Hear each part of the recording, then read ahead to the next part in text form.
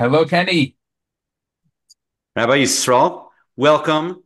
Great to see you. Who's that guy in the other frame there? Special Mhm. guest, Kevin Danna, Binah Winery. Very Wow. excited to have you on. And my first question, are you having second thoughts about joining us today? It was a few minutes ago, but I'm totally ready now. Well, that's the glass of wine in your hand. Happy hour. So, a quick introduction, Kevin Danna of Binah Winery in Allentown, Pennsylvania. I've talked about his wines, I think, since the beginning. Been on that, what's it, bandwagon, I guess, but it's not really a bandwagon, but I've been on there since the beginning. Love it, promote it, happy to, and we're very happy that you joined us today. What's in your glass? So I'm actually drinking Cabernet Franc Reserve, which hasn't been released yet. There's only 20 cases made. There was one barrel. Um, and I decided to open it the other day and see how it's going. But I was planning to do about 6 months in the bottle aging before I release. Um, actually, I'll make the point that I think that you kind of discovered Binah Winery on Instagram. By the way, you've gone way back. I think you discovered me cutting the grass in the vineyard back in 2019, 5 years ago, I think that's true. And I mean, my, something like this. And you were, I think you said, "Wait, what is this?" right. Right. And I mean, my Bina story is that, and Kevin and I have gotten to know each other since that time, and I've hosted Kevin in Baltimore for a great dinner, and those who were there were lucky, because those don't come around that often. He's hard to get. But my Bina story is my son's bar mitzvah was May 2020. Something else was going on in the world at that time, some Yeah. pandemic thing. So we did a outdoor bar mitzvah, and we had the tent set up, that whole thing. And I really thought that I was going to have that first major like super spreader event or whatever like that, that this is going to be the ground zero of like the mid-Atlantic or something. But in any case, what wines did I order? It was a boiling hot day, schmoiling, as we say in my house. That's extra hot. And I ordered Rosé and the Stella. That first one you made, right? The 2020 vintage, was that what it was? Or 2019 vintage? 2018. Yeah, 2019 that would have been. 19. Um, And it was such a hit, and there were so many people here, and it was such a hit. And I was like, from that point on, like but that was my story. And that's like, I don't know if I don't know if I came to that first or I knew about you. I don't remember that part exactly, but that was such a big hit. Like it was really, oh yeah, I can't believe the. I mean, the Stella has been incredibly popular. So the 2019 wine. So the first year when I got started, I leased that vineyard in Easton, Pennsylvania. It was a 5 acre vineyard on somebody's kind of like private estate. They had grown grapes there for a few decades, and the person who had it got older and couldn't do it anymore, and they were looking for someone to come in. And I knew about it because I had bought grapes there, when I was a home winemaker.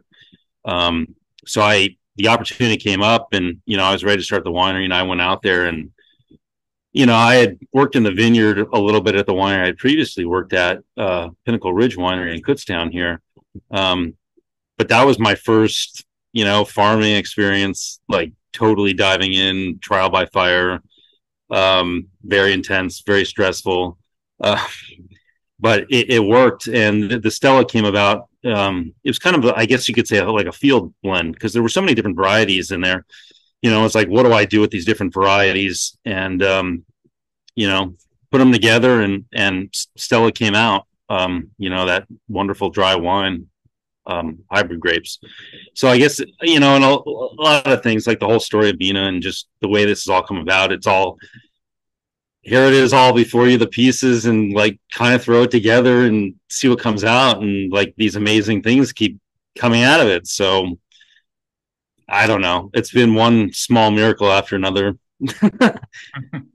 Hashem, I don't know. It's uh, when you look back at the story the past 5 years, because I sold my first bottle in March of 2020, like a week after the pandemic hit, and none of that was in the business plan at all. So you sold your first bottle in March of 2020? Oh yeah, I'm looking at a tasting note of mine, that Binah, and I think that's what I ordered it based on. It was on April 5th, 2020. So I really probably wasn't at first the first batch of customers. batch. Yeah. And I see a very Instagram. glowing note I wrote. Yeah, I'm reading it actually on Cellar Tracker. yeah. So 2019, I had the vineyard in Easton. I went out in February. I basically quit my job at Pinnacle Ridge. I was the assistant winemaker there for a few years before I went off and started Binah Winery, which had been in the works for years, but was only on paper until that point. And I went out on a snow covered vineyard in February of 2019 and started pruning. Took care of the vineyard that year. We harvested with, friends in the community here, and then moved the winery over to Allentown proper, which is about a half an hour distance, about 15 miles, and put the bulk wines in tank on a Penske truck and drove them over and to the new location here. And then, we're starting to bottle was in a rush. Let's get this stuff out. And then like the whole world just started melting down. It was Right, crazy. what a crazy time to open a business. I mean, I thought, oh, this is not good. But having survived that, it's a piece of cake from here. So Pinnacle Ridge is when did you start there? Did you say? So Pinnacle Ridge, I started, I think it was summer of 2016. So I started making wine at home in 2014 in my basement. Just getting grapes from a local homebrew store here in Bethlehem. They would get the grapes in from California bulk, and in the spring they would get them from South America. Home winemakers could go and buy the grapes, and you take them home and crush them up. Um, so I started doing that in 2014, but got pretty serious with the idea that we were going to start a kosher winery here in Allentown. And I think it was about 2014, 2015, I enrolled in a 2-year program, which at the time was run through Harrisburg area community college. I know you have ties to Harrisburg. I do. My wife is from Harrisburg, and I didn't know that. Yeah, so there was a 2-year program. I think the program is now at Penn State Berks. They've moved it, but it's one of these 2-year programs. There's other ones. I think Vesta is another one that does like 3-year program. It's kind of like because you could like do the UC Davis thing and get on the waiting list for that and get like a real winemaking degree. Or you can do this. It's for people who, maybe own a vineyard or own property or had previous careers like I did and wanted to transition into winemaking. Do on it's mostly online coursework and stuff like that. But then part of it, you had to do an internship. So that's how I got hooked up with Pinnacle Ridge Winery, because I basically sent an email out to all the local wineries and said, hey, I got to do this internship. Can you take me on? And Brad Knapp, who's the winemaker at Pinnacle Ridge, I think saw my resume and saw that I had an engineering background and thought, I got to scoop this guy up. So that's how I got started there as an intern. And then I just stayed and worked my way up, from cellar rat up to assistant winemaker, and was there for a few years until I went off and did started being a winery. So, I So mean, let me ask you this. I think common perhaps for Israeli winemakers, French winemakers, but American kosher winemakers don't typically get their start in a non-kosher place. How do you think that a lot of them obviously go through the Herzog machine? How do you think that was that beneficial for you, and why? oh, for sure. I mean, kosher wine is a bubble, and I don't want to say the real world, but they're kind of like is the real world outside of that bubble. Yeah, it's great being in the just the general wine world. Surprisingly, a lot of people don't know Pennsylvania is the fourth largest wine producer in the United States. I think we overtook, well, it's California, Oregon, Washington are the big ones. I think that we're up at fourth now because a lot of it has actually goes to juice production. So Lake Erie is actually where most of the vineyards are. So that's in the western part of the state, north of Pittsburgh. I'm in the eastern part of the state, kind of central between basically Philadelphia and Wilkes-Barre, if you're familiar with that area. So there's two kind of major wine regions, and surprisingly, the Lehigh Valley where I am there's probably about 30, 40, maybe pushing 50 wineries here just in this area. I mean, there's like something like 300 to 400 wineries in the state. So it's actually a major wine producing region. It's cool climate. It's kind of like northern France, Germany, Austria, Hungary. So kind of the northern cooler climate belt of Europe.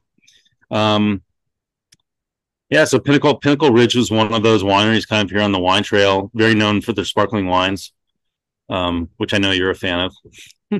Right. That was my next question. Is that's kind of where you learn your technique with the sparkling wine? And yes, I'll get into that later. I adore I your mean, recent the 2021. loves everything sparkling. I do, Good. but I went on record as saying that I think it was that 21 that Kevin just put out, that Binah put out, is really fantastic. And I think it's, and don't take it the wrong way, but I think it's the second best possible value in sparkling wine available in the kosher world, which you shouldn't take it the wrong way. It's amazing. It's just hard to beat that Gilgal that's like $18. It's really great. But yours is amazing. I think it competes with any French champagne I've had, any of the big names, which are cost more and are not any better. Yeah. It's really great wine, and I think it's a big accomplishment that you achieved that in such a short Yeah, time. thank you. Yeah, well, I credit that to, my time at Pinnacle Ridge. So Brad Knapp, who was the winemaker there, he became kind of one of Pennsylvania's masters of sparkling wine. He really had the system down. In fact, I was just talking to someone today, and a lot other people try to do it.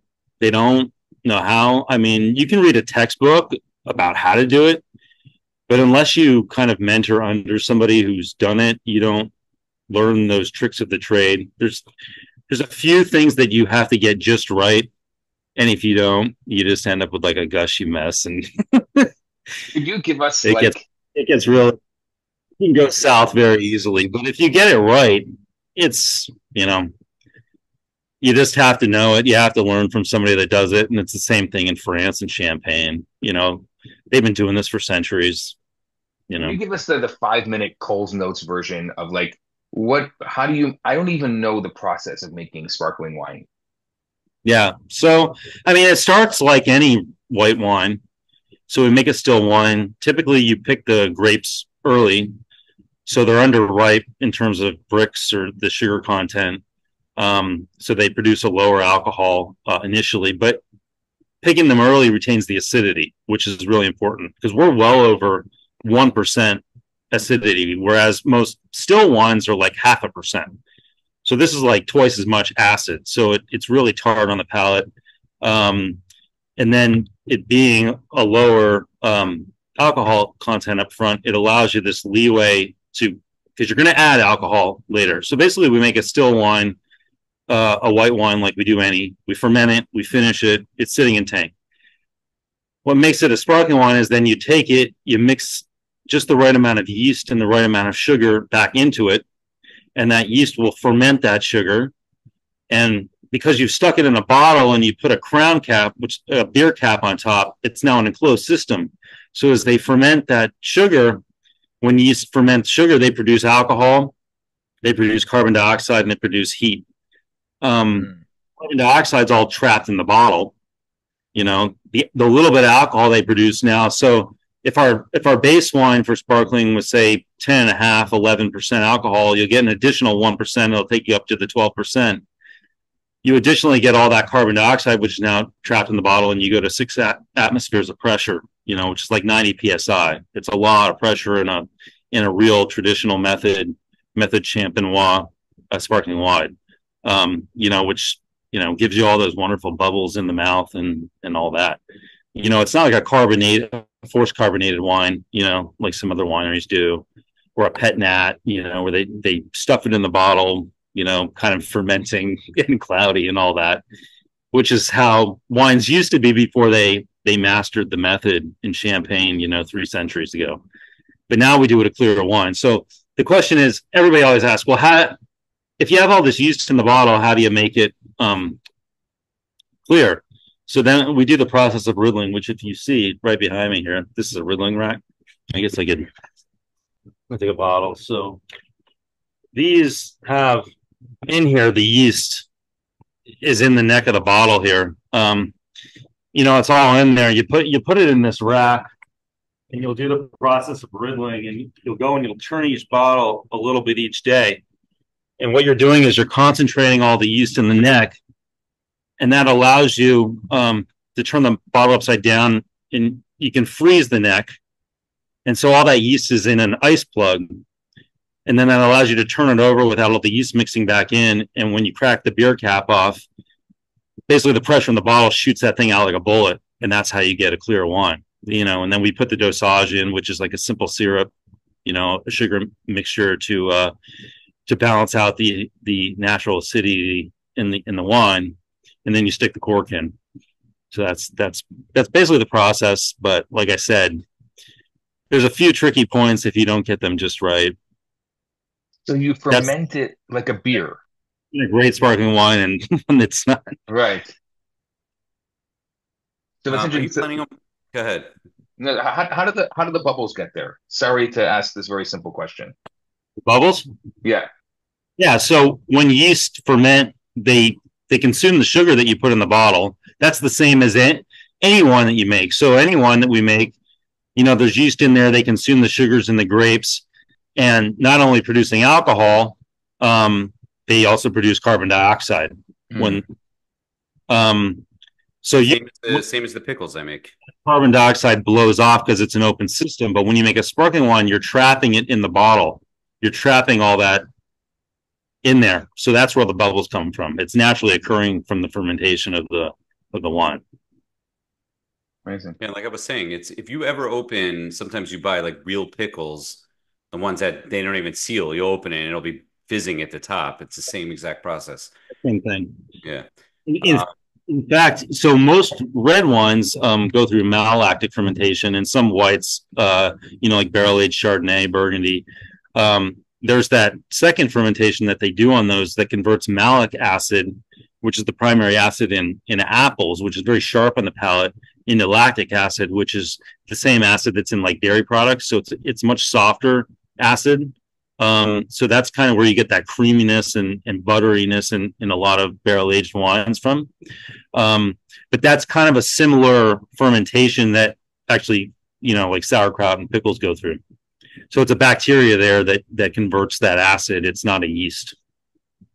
Are we expecting bubbly from you on an annual basis now? Yeah, I would think so. My man. There's a 2020, and basically I've been doubling production. Good. First we kind of made some. Well, let's see how this goes, but it's become very popular. So there's twice as much in 21, and then the 22 batch is even twice that. So yeah, Put me down. yeah. How about, do you plan on messing around with like a non-dosage or any of that kind of thing, or are you just going to stick to? No, I think we'll stick to the recipe. It works. Well, you should. And how about the pet nod? Do you plan on doing that at all? That kind of thing is like not your jam, like that.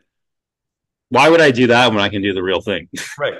Let me ask you this: Why do those pet nats sell for like $40? I don't know. Good. All right. People are willing to pay for it. That what? Sorry? People are willing to pay it. I guess so. I guess it's the first rule of business. Someone's willing to pay. One, right? If you can find someone to pay for it. So that brings me to like, by the way, there was no, I talked to Yisrael between this episode and last, I talked to a bunch of people and they're like, we prefer the non-preparatory style of your podcast. So this was very non-prepared, but it brings me to a point with you. I think one of the things people love about Binah is that your wines are affordable. Your wines, and especially if you like your club, which I want to mention, you could go to Binah website. I think it's binahwine.com. Is that right? Yes. Oh, no. Binah. BinahWinery.com. BinahWinery.com might get you there too. But yeah, just Google Binah Winery with BINAH. And we'll have it in the show notes. But if you're part of that, I think it's a 20% off club.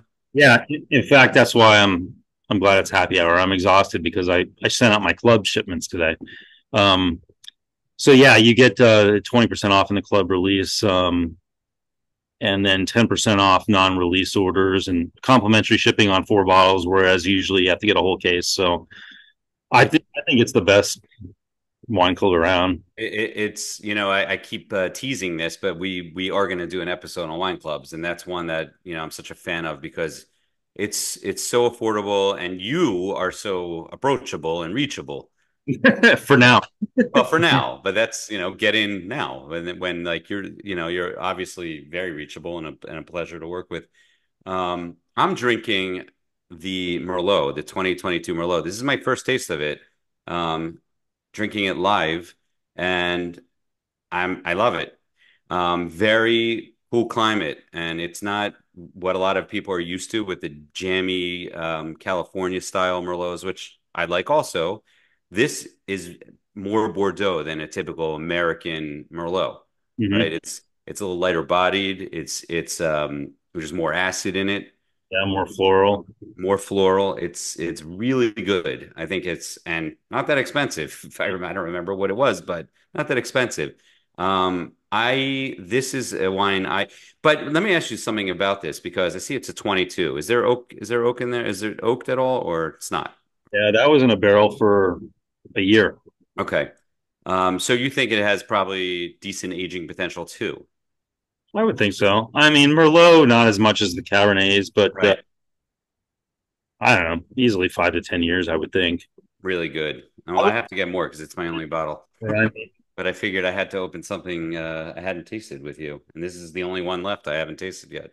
I tasted the Pinot a couple weeks ago. I love that also. And I'll be honest, I think you've really gotten better with the reds. These reds are great. yeah, I was like I say, credit the grower. Don't give me too much credit because that Merlot came from a really premium vineyard down in Chester County, just south of Coatesville. Um, it's an older vineyard. It's taken it's managed very well. Brian Dickerson is the grower. Um, it makes a lot, especially here in Pennsylvania in the cool climate. It makes a huge difference. The grower, we have a lot of novice growers in the state, um, and you'll notice it. It very much depends on the vineyard location, the slope. Is it facing south? How much sun does it get? Canopy management, how many leaves are there? Do the clusters, are they exposed to the sun at what times of day? It's very dependent on these microclimates that you get here. Do you feel like you've gotten better at walking into a vineyard and knowing what to look for? Like, is that something you get better at, or you kind of already knew that? Well, it's a matter like so. I'm going to be honest. The first year I started, you're the new guy on the block. You're right. Right. You got to develop these relationships, and the demand for those very high quality grapes, especially in our area, you got to have a reputation. So it took me a couple of years to get in there, for people to notice, hey, he's getting some awards, he's shipping around the country, stuff like that. But once you get in there and people realize, hey, because they put a lot of work into growing these grapes, they don't want to just give them to anybody. So you gotta pass the entrance interview first. Is it harder But to is it harder to grow grapes in Pennsylvania compared to California? I mean, I know yes, but could you just kind of I'm fascinated by this. Could you talk about the differences? Because we all know oh California. yeah, well, I grew that in 2019. I grew the grapes myself. Since then, I've been buying the grapes from growers for various reasons. But I had firsthand experience growing. It's extremely challenging to grow grapes in Pennsylvania. I mean, just like it is in Europe and France, Bordeaux, they really struggle with this in some vintages. It's very humid. It rains. We deal with very high disease pressure from mildews, fungus, and things like that. Get thunderstorms that come through, and you get a few inches of rain, and it'll explode overnight. So you really have to keep up on that. We have to spray more than they do in California. It's cooler. Sometimes you get these late frost in May, and they'll totally wipe out the crop. If you can get past that, and you can get past June, and it doesn't rain too much, you get a good crop set. But you could have a great vintage all the way through August, September, and then the hurricanes will come through. And it won't let up raining. And then it's like you pick now, you wait, you risk losing the crop. It's extremely challenging. There's some years where it's so cold and rainy. I remember, sorry, 2018, August was like 65 degrees. It did not warm up. It rained for weeks on end, and nobody was able to make red wine that year. They just pressed off all the reds and made rosé. We'll get a like that once every 10 years easily. And then there's some times where you get that really amazing year, and then the reds are really bold and could match the wines from California. So there's just a lot of fluctuation. Whereas in California, I think in general, it's more consistent. It's drier. They don't have that kind of disease pressure. I mean, there's parts of California where it's so dry, they can just organic farm. They don't even have to, they don't have spray or anything like that. What would you say are the better vintages for Pennsylvania to look out for, like at least from you or for in general? 2020 was a cooler year. 22 was very good. I think it was up there. I wouldn't say it's a perfect vintage, but 22 was very good in general. 21 was pretty good. 20 is on the cooler side. But here's the thing. So you can get it like they have the same thing in France. When you get a really bad vintage, surprisingly, those wines have very good aging potential because they're underripe. There's a lot of acid in them. So like they taste terrible up front. They're very vegetable. But like if you put them away for like 20 or 30 years, they come around. And like, so it's kind of this goofy situation. Whereas different, like in warm climate, those wines are meant to drink up front, right? Right. Right. And then, but like maybe like 10 years out, it's like they just become a flabby mess. I'm fascinated that Pennsylvania and Bordeaux, I understand what you're saying. I just never thought about it. You kind of just blew my mind thinking about, Yeah. Bordeaux, In that fact, is such. Sorry, say that again? it, even in fact closer. So if you go in southern Pennsylvania and even in northern Maryland, even down by Kenny's Way in Baltimore, that's much more like Bordeaux down there. So the Bordeaux reds, Cabernet Sauvignon, Cabernet Franc, Petit Verdot, and Merlot do very well down there. You get these gentle rolling hills. It looks very much like Bordeaux. Wow. To think Yeah. about that America has a region like that and you can compare it. And I'm hearing you talk about, the Appalachian and talking about, a lot of the similar issues with the climate. And so that we do have that to be Mm-hmm. able to base on is fascinating. Yeah. So like Cabernet Sauvignon, they grow it here. Some people try a varietal Cabernet Sauvignon, but in general, it's a blending grape, just like it is in Bordeaux. It's Exactly. produced like a Napa Cab, but when you blend it in, it gives structure to the Merlot and things like that, and you can really get that Bordeaux-like character. It's very Is there a fun. variety? Is there a varietal, and I'm using the word varietal for those who don't know what that is, single grape? Is there a varietal, a wine that you would say it does so well in Pennsylvania? Merlot's pretty good. Cabernet Franc has gotten a good standing. For a while they were saying that was kind of going to be the red grape of Pennsylvania. In terms of white grapes, Gruner Veltliner is ascending the ranks in terms of a white. Chardonnay grows very well. It's very versatile. It makes sparkling, still barrel aged. Down in southern Pennsylvania, people are doing well with Albarino. What about some of the cold climate grapes that you've used over the last bunch of years? So hybrid. So that's a whole. Hybrids. We haven't even talked about that. Yeah. Because in California, they really don't do that kind of a thing. So what we have here, they call them French American hybrids, and basically what they do is they cross Vitis vinifera, which are the European varieties, with American grapes. And so basically you get the characteristics of the European wines, but they have the disease resistance and the cold hardiness to be able to grow well here. And actually grow them, like, for example, Chambourcin. That was originally developed in the Loire Valley of France. And They grew it there for a long time. They don't let them use it in the table in the the what do they call it, the AOC over there.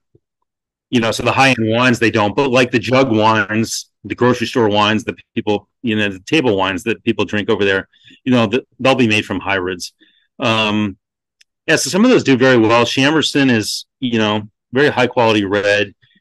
And then there's some other whites like Traminette, which is a child of Gewürztraminer. So it has those very floral, lychee characteristics. Vidal Blanc is another one. That's Uni Blanc, which they make cognac out of. What's the other one? Cayuga White. That has very peach characteristics, which was in my Celeste blend. It makes wine's kind of like a Germanic Riesling style. Yeah. Yeah, what was the grape? That original Stella, it was 2019 was Saval Blanc. I'm testing you because I'm looking at the answer. Yeah, well, the blend has changed every year. That's what I wanted to ask you. Like, that's more of a field blend type of wine. Yeah, so the blend changes. So the first year it had to do with what was growing in that vineyard. It was Saval Blanc, Chardonnay, and Vignoble. Correct. You passed the test. Vignoble gets like super ripe and tropical, so it had like these pineapple characteristics that first year. The next year I had to go to a different vineyard. I actually went down to Maryland, to Baltimore County, to get the Saval Blanc down there. Saval Blanc is it ripens early. It's got kind of like these melon characteristics and like this grassiness. It's got like characteristics of Sauvignon Blanc, and it's kind of like Chardonnay. Very versatile. Chardonnay has all the characteristics of Chardonnay. But that's it. I mean, Stella is meant to be a dry white wine for people who like dry white wine, for the Chardonnay drinkers out there. And it's been extremely popular. I'm very happy with it. Those hybrids make really good wine, surprisingly. Yeah, it's interesting that you see these French hybrids more. I feel like I may be totally wrong on this, but I feel like you see it more in places like Pennsylvania and cool climate American cities than you do in France.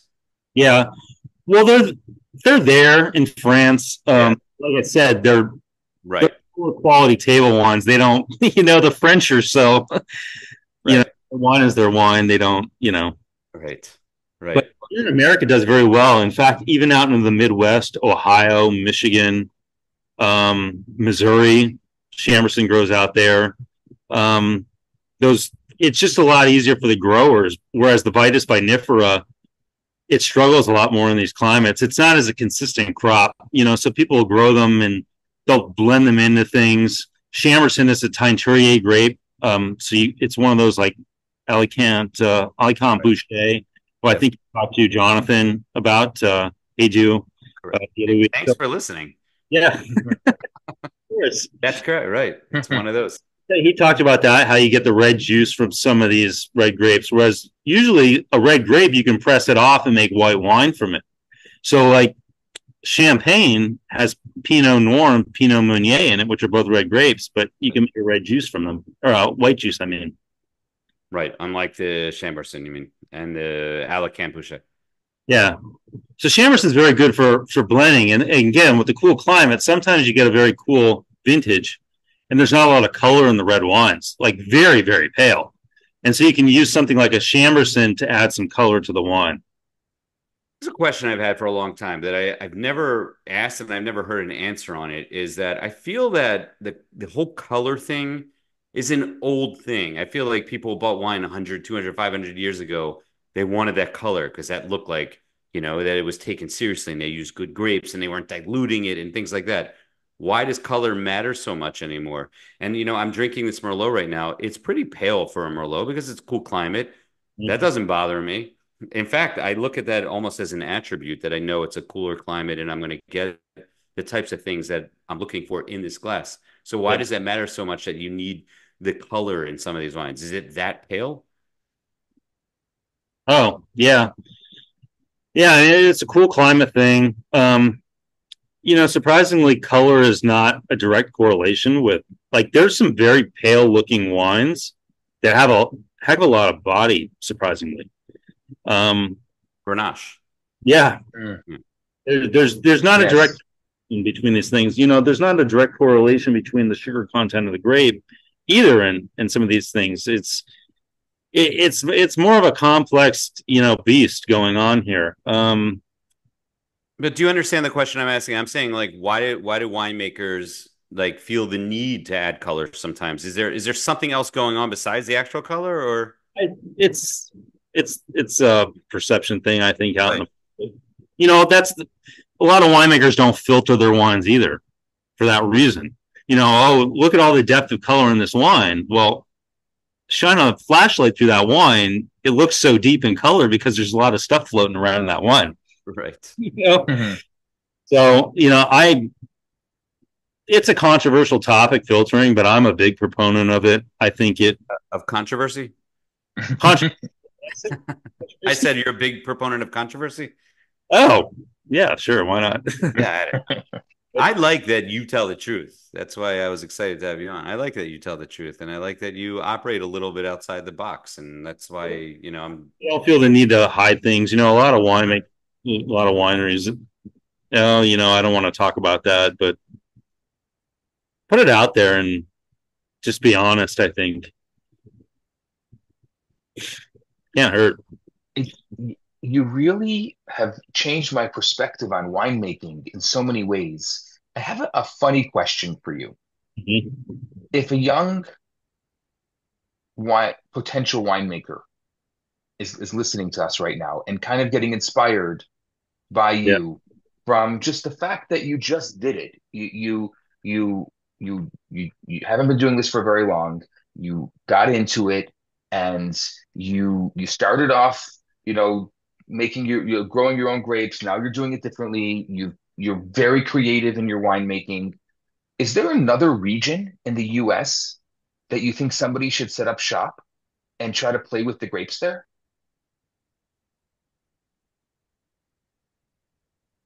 I mean, I think they should do it here. I don't think we have enough wineries here on the East Coast. I you know, mean, it's very saturated. There's a lot of competition out there. I'd like to see more in the kosher wine world out of Oregon. yes, You know, Yes. Washington State. Um, you know, the Southeastern. It would be very interesting if somebody went down to like the Carolinas or Georgia and what is it, the muscadine grapes? You know, the thick skin ones with the pits inside. You can make wines out of those. That'd be really interesting. You know, the Midwest, Ohio, Illinois, Missouri. right. I think people don't realize because we're in, as you called it, the kosher bubble. Like I drive all around Maryland. There's wineries everywhere, and there's great wineries in Maryland, especially out like west in that type of area. Because as you get closer to the mountain ranges, it can be done here easily. I mean, it's just I people think California, California, California. And I get it because if you are an Orthodox winemaker, you want to be near an Orthodox community. You don't want to live out in the middle of nowhere by yourself. But you Yeah. don't live out by yourself. There's a community where you are. Anyway, but Small community. there's like it could be done outside Baltimore. It can be done outside Baltimore, and it could be done in Texas. Texas is a place majorly on the rise. Virginia and places like that, Missouri. These places are really like growing winemaking regions, and they could be done there. And like it's something that we need so badly. So I think I wouldn't say I'm dependent on you, but we need you, man. Like we need someone to make something a little different and something with a different profile in a different region. So I think what you're doing is amazing, and I hope that more people. I hope you encourage and inspire other people. Yeah. I want to see you starting a trend. I think there's something really amazing here. And again, we don't look at this. And you looked at it and you did it and you're doing it well. And I want to see other people take a look at you and say, this is possible. Yeah, for sure. Anything to expand that bubble, you know. I mean, for some time now, we've talked about we're in the golden age of kosher wine, but I don't even think we're there yet. I mean, we haven't even scratched the surface here in America. Right. Not at all. I mean, just, you know, 5 years ago, thought. I mean, people talk about Pennsylvania wine, but you can make some very serious world-class wine here in Pennsylvania. I mean, you talk about Virginia, Maryland. I mean, and these wines rival European quality. So, don't don't have the blinders on. Anything's possible. There's wineries in all 50 states in America. It can be done. You just have to do it. You have to find what works. Advice to young winemakers or people getting started is just get in there, start making wine and make mistakes. I mean, I made all the mistakes up front. The first wines I made at home, I don't even know how we drank this.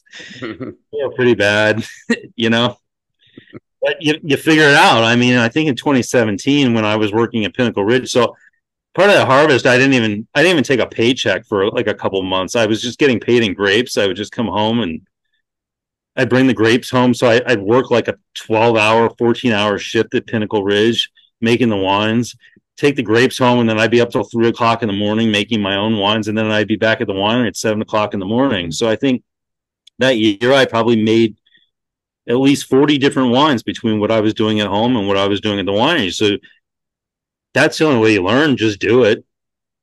Find somebody that knows how to do it. Talk to them. Ask questions. The wine world is very open. People know how hard it is. They're in general very supportive. They're very open. They're willing to. I'm curious about this as well. In Europe, in Italy, in France, in Spain, there's a lot of people that are expanding the kosher world by going to non-kosher wineries and doing kosher runs. Why didn't you go to Pinnacle Ridge or go to these really great wineries near you and do a kosher run? Yeah, I mean, we talked about it when I was there. Brad, the owner, kept asking about it. Could we do something like that? Because he was always looking to try to expand that. I think in the end, logistically, it just didn't work out. It was going to be the hassle of separating it out and then the expense of paying for certification. These are small wineries. I don't know. It just didn't work out. Not to say that it couldn't work. People are doing it. Who did it? Ari Lockspicer, I think, at Lakewood. So with kosherwine.com was doing it for a while. Like Sheldrake Point, they do it. Right. It's much more prevalent in Europe. But there's some people doing it here. That's not to say it's not possible, but it's always logistically easier just to have an exclusively kosher winery. Right. So let me ask you, because we didn't talk about it at all. I don't remember exactly your own personal story, not even in winemaking, but how I believe that you at some point became religious right? How did you get led to kosher wine, I guess is the question. Well, I guess it was my early 20s. I was starting to become more observant. I started keeping Shabbat. And you had to drink wine and make kiddush. And I don't know, I think I was buying like Herzog Rosé by the case at that point. And, then I started spending more money on wine and figured out I had a pretty good palate. And then somewhere along the way, I got interested in actually making it. It was always kind of sort of there in the back of my mind, and I guess in a way in my blood. And so on my dad's side, my great grandfathers, they were from Sicily, so they, like all the Italians, they would make their own wine. So I remember that being there, and I kind of asked them, do you remember how I used to make the wine and stuff like that? So I kind of got the basic bearings from there. And originally, I was from Southern California, a native of the Cucamonga Valley, which is about 40 miles east of Los Angeles, and that was America's largest wine producing region at one time. There was 45,000 acres of vine out there. And so just growing up around that, I remember being a kid, and it was kind of a semi-rural area where we were, and the vineyards were still around, the wineries were still around, that smell was kind of in the air. So it was always kind of in my subconscious, and then just came to a head in my 20s when I started drinking wine, just found I had a good palate, and then just got interested in making wine. And then when my wife and I moved up to Allentown, so before that so this is my second career. I used to do architectural lighting design. So architectural engineering type of background. Um, and down there, we were in a condo. I didn't have any space to make any wine. But when we moved up to Allentown and we decided, we were becoming more observant and found a small community to be in, I had some space that I could start making wine. And surprisingly found that even despite the small community here, there was a lot of people that were really into wine here. And as soon as I said I'm gonna start a kosher winery, they just all came out of the woodwork and they were like, "How do we help?" And I remember the first vintage we did. There was probably 20 people in my basement. Hand distemming grapes, and yeah. Amazing. It's an interesting thing. My friend Joel Bernstein, some people in the wine world know him, and he actually has a hand in some Italian wines. He's always told me there's a direct connection to Sicily and Jewry, that a lot of the Muranos ended up there, and it's an interesting thing how Sicily is always it's a little bit different than the rest of Italy, but it's interesting you said they always made their own wine there, and I really wonder if that's kind of the root of it. Oh yeah. Well, they say like up to 50% of the island has Jewish roots. Because back in the 15th century, when the Spanish Empire basically said he couldn't be Jewish anymore, a lot of these people converted if they didn't leave. They say up to 30% of Brazil has Jewish roots. There was like this whole Sephardic world that we lost. Right. And because when they were exiled 2,000 years ago by the Romans, they brought the Jews to Sicily. They found the ancient mikvahs there. So that wine, it was all, the whole Mediterranean was all very connected. In Israel, we have the modern wine industry that's now sprung up, but there was an ancient industry. I mean, wine goes back for a long time. That's why people say, are you worried about like the future of wine? Because what the wine world in general is kind of going through a very rocky period right now. There's an oversupply. It's going to be a buyer's market for wine for a while. There's an oversupply of wine. Demand is about time. I hear you. But I'm not worried. Wine's been around for a long time. It's what brings people together. And like you say, central thing in Judaism, right? And it's interesting that you said like you needed Kiddush wine to some degree. And I always think of Benjamin Kantz. Like he really started making wine for a religious reason. Like he wanted wine for Kiddush, and he says that even on his bottle, which is anyone that knows him knows. Go ahead. For that reason, right? And that's such a cool thing, I think, and that's something that's so unique about the kosher wine world and the Jewish wine world more than the kosher wine world. Because kosher wine, of course, there's nothing different about it, but we will always need wine. Yeah. Excuse me. And I think the notable thing about what's happening in Israel right now, and the fact that there are vineyards in the north burning, and these are people that are trying to bring something of shalom into the world, something that brings people happiness and peace. And what we're fighting against is people that want to burn that down.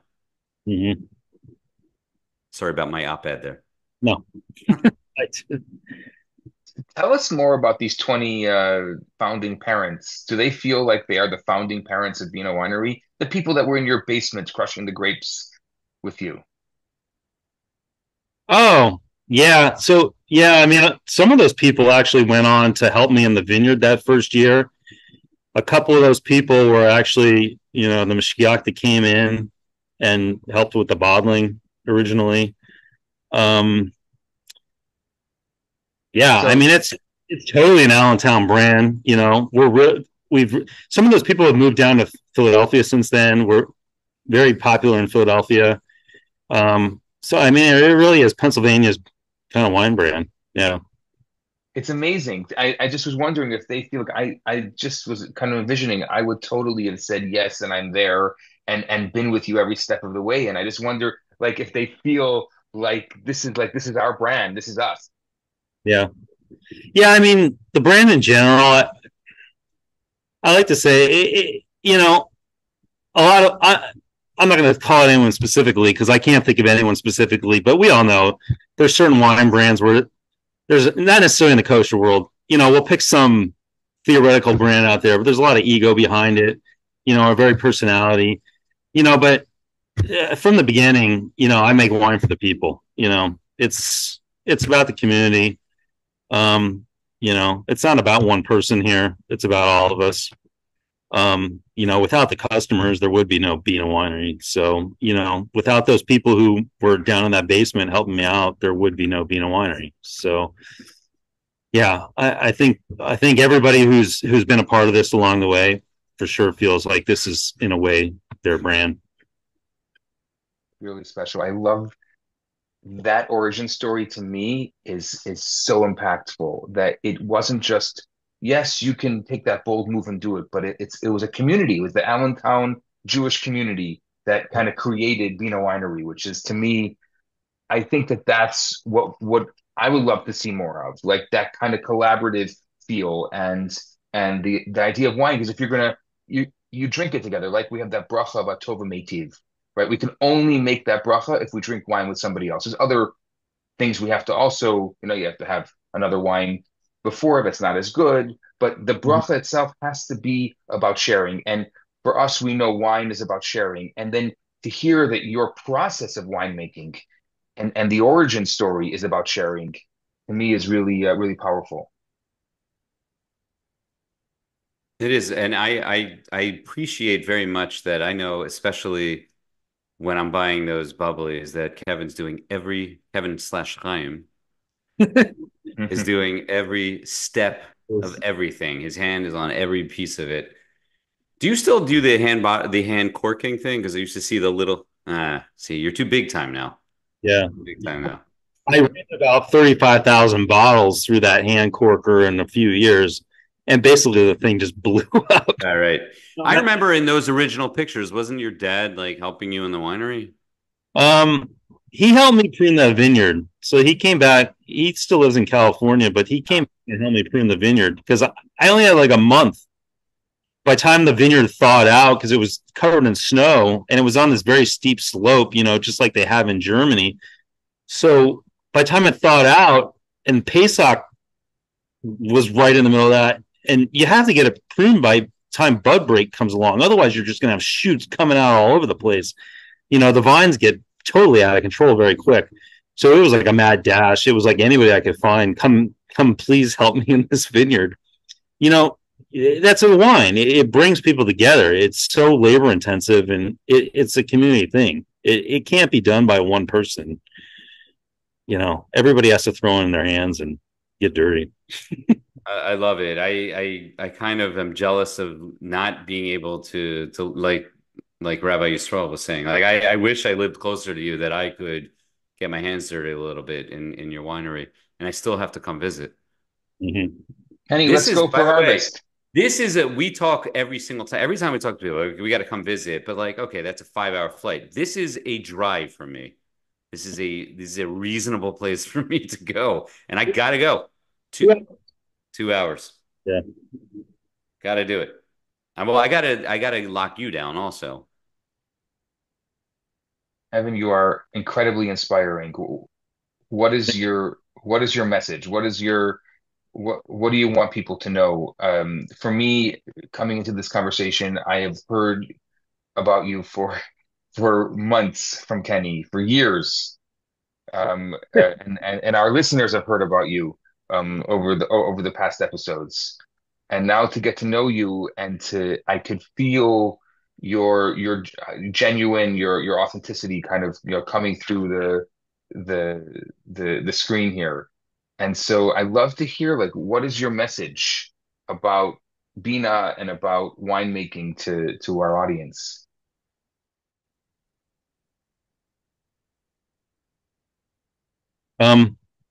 Drink wine, have an open mind. There's a whole world out there that Hashem has created. We picked the name Binah because it's like the Sphira. So Binah takes like kind of that spark and develops this whole story. And it's the same thing in winemaking. The grapes grow, they absorb the sun, they absorb whatever's going on in the world that year. You make the wine, you stick it in a bottle, you let it sit around for a while, and then eventually you get people together and you open that bottle and the story just comes out. I mean, wine is an amazing thing. It's not a beverage. It's not like any other food product. You know, we recognize that significance in Judaism. You know, there's a special bracha over wine. There's such a significance. We make kiddush and havdalah, and it's at every simcha. It really, wine just opens up a whole new world. You know, so drink wine. Don't have any preconceived notions about it. It has to be this, or I can only drink red wine, or this. I can't drink white wine. You know, white wines do very well in Pennsylvania. There's amazing white wines out there. Don't let anything be off limits. You know, it's all permitted. What Hashem has permitted to us, enjoy it.